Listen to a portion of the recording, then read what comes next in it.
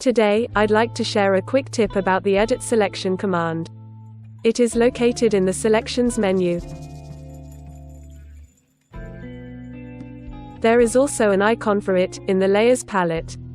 I'm not sure how many people are aware of this feature, but it is the equivalent of the Selection Transform command, in Photoshop.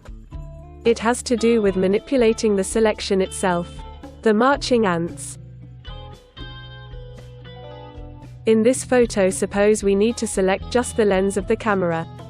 There are several ways. For example, we can trace it with the pen tool. Or we can use the freehand selection tool, in point-to-point mode. But today, we will use the regular selection tool with the type set to ellipse. First we draw a selection roughly around the lens.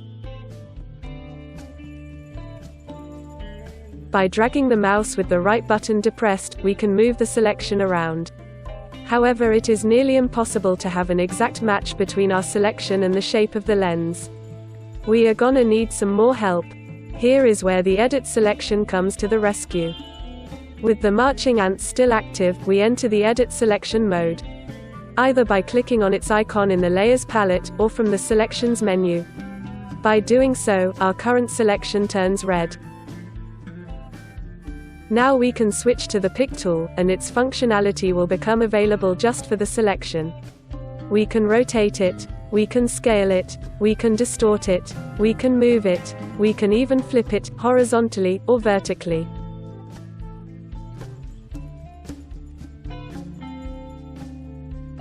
Meaning, we can adjust it to the exact shape of the lens. Let me do just that, by setting the Pick tool to free mode, and then adjusting the handles around the selection.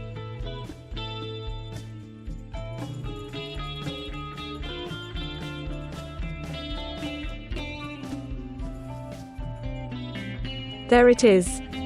We can leave the Edit Selection mode, by clicking on the icon again. We could also do it from the Selections menu. Once we are back to normal mode, we can manipulate the selected area any way we want.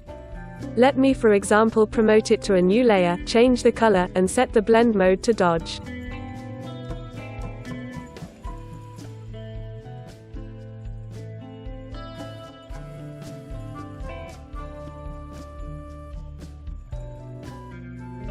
Something like that.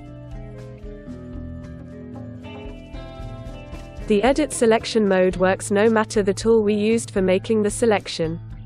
For example, I can use the freehand selection tool instead of the regular selection. Same thing. Once I have a selection, I can always enter the Edit Selection mode and manipulate it, with the Pick tool.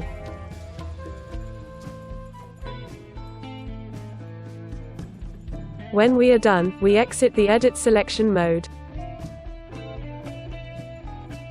There is one last thing you should know regarding the Pick tool.